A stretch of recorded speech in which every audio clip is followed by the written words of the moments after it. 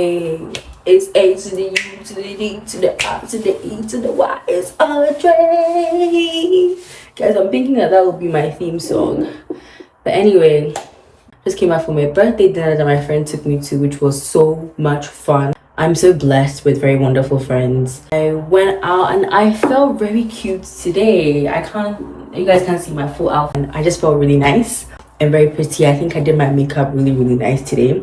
Unfortunately, it's time to take everything off and get ready for bed. Unwind with me while we talk about some of the things that I have really been thinking about recently, especially because I've been doing my makeup a lot and I've been thinking about just the concept of beauty and what it means to me. To get on ready, my two favorite products ever in the whole wide world, these two.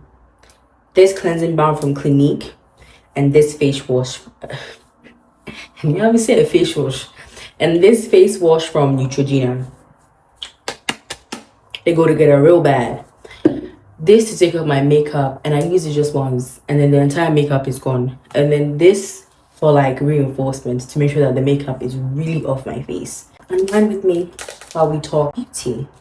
The concept of beauty is a very interesting thing to me, particularly because I grew up in a West African country, which means that the standard of beauty was just a little bit different at the time. So the standard of beauty that I experienced in Ghana was, I think, pretty much team dark skin, team light skin.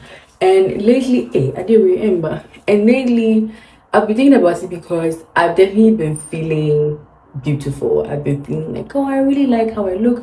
Not all the time though, but I've still been able to appreciate myself. I've come to the point where in my adult years, I'm able to recognize that I am beautiful, or that I can be able to consider myself beautiful, right? And I won't say that that has been the case for my entire life. This is coming from somebody who grew up in a very loving household. Rough. Like, my parents would tell me that I'm beautiful every day. My parents thought I was the most beautiful thing ever. They think I'm the most beautiful thing ever. So I'm loved at home, essentially, right? And even with all that, even with all this love that I experienced in my house, I still went out there into the real world and was just hit with this idea, this concept of beauty and what is beautiful and what is not. Charlie, dark skin woman, we have gone through it. If you're a dark skin woman, come here, let me give you a crown, because dark skin women, we have gone through a lot too. We are coming back from a lot and also going through a lot. I mean, now the world is a little bit more receptive to dark skin women, but it wasn't always like that. And I know everyone knows, and this is not a novel topic. It's like been said and done. But now I'm sharing like my experience and my take, if you will, on the matter. And I'm like, wow, I didn't recognize how much that standard of beauty would seep into my perception of beauty as I age. I just thought it was interesting. Well, at the time, I didn't think it was interesting. At the time, I thought it was quite sad. I don't know if you guys remember team dark skin and team light skin. Team light skin. Were you guys team light skin or team dark skin? I would usually grab a phone to record myself and then find the place with the brightest sun. Just say, if the sun is not out, I'm taking a picture. I'll go and stand in front of a window or whatever and get the brightest sun, take my picture, pose, and then caption it, hashtag team light skin. What a shame.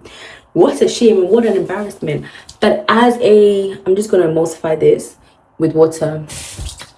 But as a teenager who doesn't know anything about anything, and when I'm being told this is what is beautiful, even though I always believed that I was self-aware as a child, inadvertently, without realizing that I was picking it up and realizing that, oh wow, I guess I really don't like myself because people don't like how I look.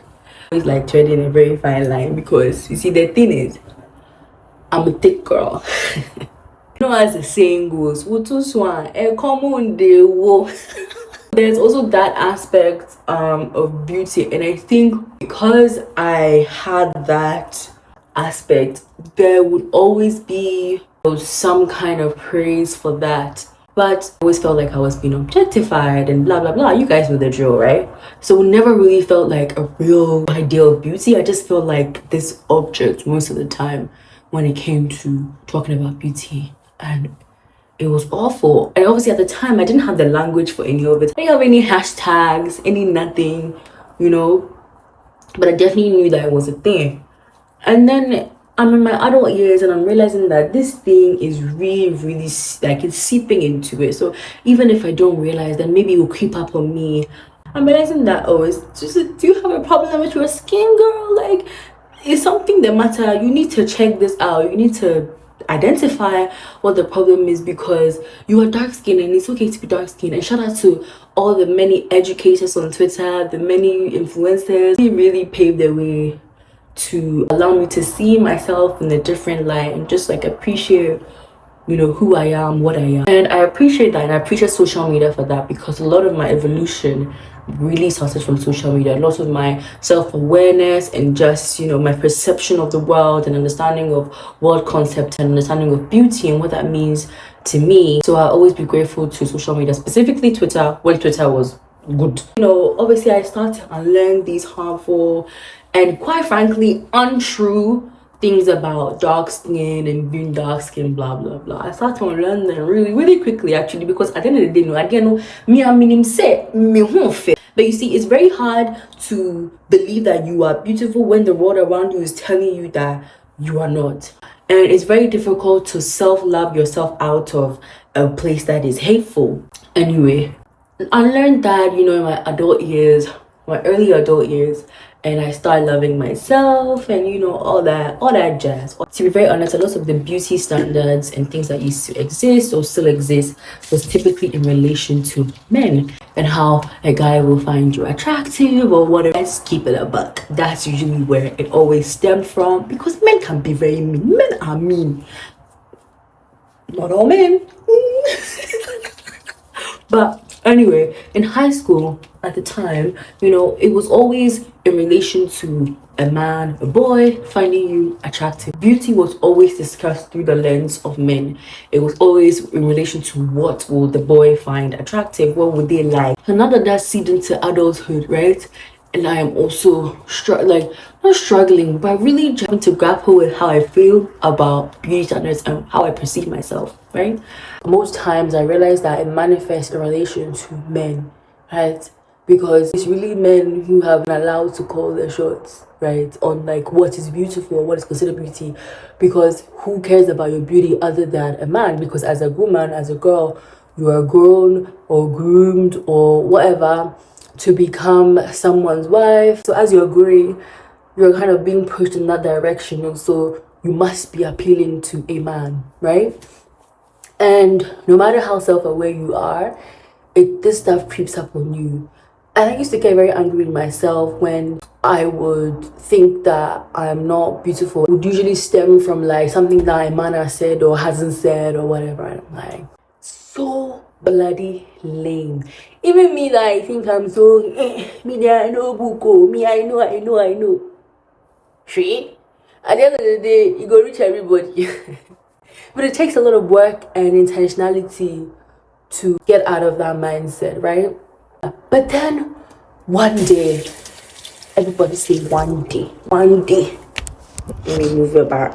And we have washed our face and see all the makeup is gone. Just do a little testy test. I don't have what's it called? I find a cotton pad right now, but let's just test this out.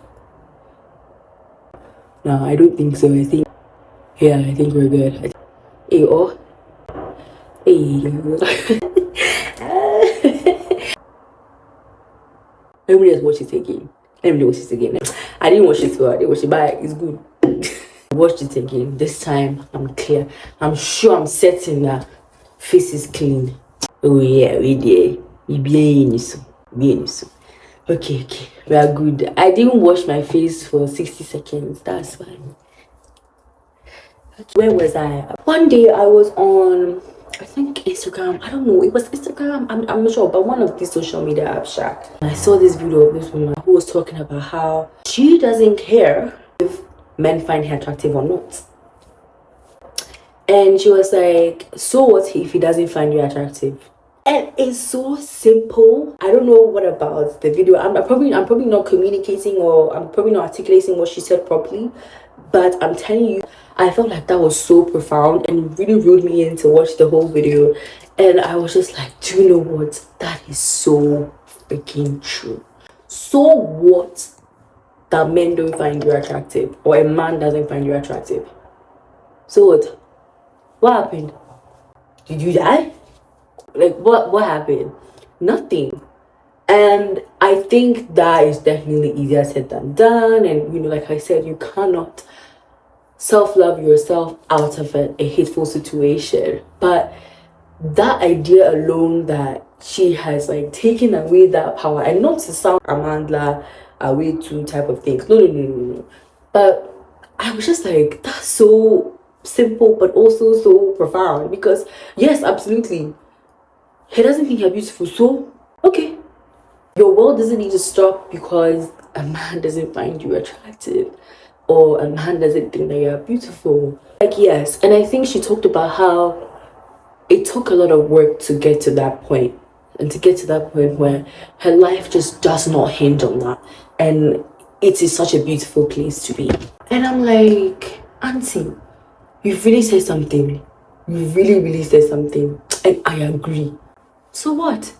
And I don't think that, like I said earlier, I don't think that is an easy place to get to at all.